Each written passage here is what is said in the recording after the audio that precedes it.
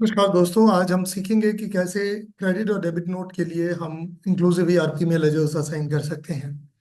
सबसे पहले हमें ये देखना है कि क्रेडिट नोट और डेबिट नोट बनाते समय हमारे पास वेंडर या कस्टमर लेजर के अलावा एक सेकंड लेजर होता है जिसको हम कैसे सिस्टम में असाइन कर सकते हैं।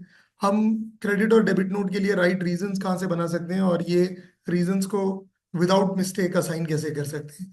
So without wasting much time, चलिए एप्लीकेशन में चलते हैं।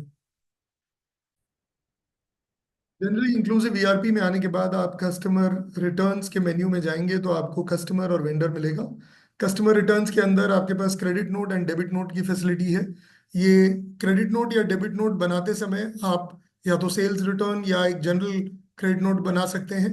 और जब भी आप क्रेडिट नोट बना रहे हैं तो आपको ध्यान रहेगा कि आपके पास यहाँ पे एन नंबर ऑफ रीजंस आते हैं, जो रीजंस को आप सेलेक्ट करके अपना क्रेडिट नोट बना सकते हैं।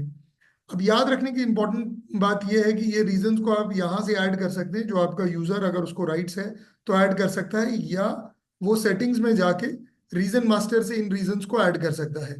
तो जब भी हम सेटिंग्स में रीजन मास्टर से किसी भी रीजन को ऐड करते हैं तो उस रीजन का नाम प्रॉपरली देना इंपॉर्टेंट है। जब हम रीजन ऐड करते हैं तो हम रीजन कस्टमर या वेंडर चूज कर सकते हैं, और रीजन फॉर क्रेडिट नोट या डेबिट नोट ये चूज कर सकते हैं।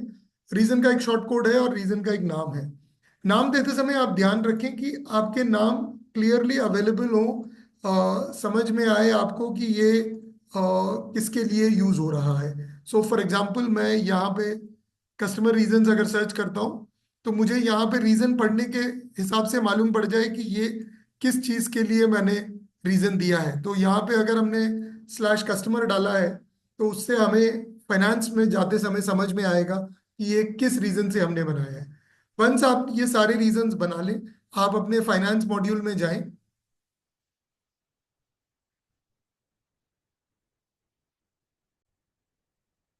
आप अपने फाइनेंस मॉड्यूल में जाके असाइन लेजर वाले मेन्यू में सेल्स रीजन लेजर में जाएं।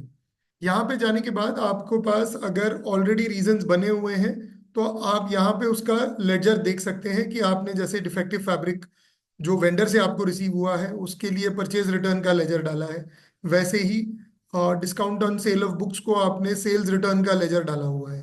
तो आप डिफरेंट डिफरेंट लेजर्स असाइन कर सकते हैं। जैसे अगर मैं discount on sale of books को सेल्स डिस्काउंट में असाइन करना चाहूँ तो वो भी कर सकता हूँ। इसके लिए मेरे लिए इंपॉर्टेंट है कि मैं यहाँ लेजर में जाके करेक्ट लेजर चूज करूँ, और जो भी रीजंस जिसको कि लेजर असाइन नहीं है वो आपको लेफ्ट में दिखेंगे। आप उनको यहाँ पे सबमिट करेंगे तो वो राइट में आ जाएंगे। कोई रीजन से अगर आपका कोई लेजर है जिसको आपने रॉन्ग, कोई रीजन है जिसको आपने रॉन्ग लेजर असाइन कर दिया हो, तो आप उसको सेलेक्ट करके अनलिंक कर दें और करेक्ट लेजर के साथ लिंक कर दें। इंपॉर्टेंट थिंग याद रखने की ये है कि दोनों ही कस्टमर के जो सेल्स और sales return that is credit note और डेबिट नोट के रीजन से, और वेंडर के भी जो डेबिट नोट के रीजन से, वो दोनों ही इसी एक मेन्यू से असाइन होते हैं। तो असाइन करते समय रीजन देख के ही असाइन करें, क्योंकि दोनों ही रीजन यहाँ पे अनलिंक्ड में साथ में दिखाई देंगे। तो आप कंफ्यूज ना हो, इसके लिए रीजन का नाम प्रॉपरली उधर डिस्प्ले में लिखें। है ना सिंपल। सीखते रहें विद इंक्लूसिव ईआरपी।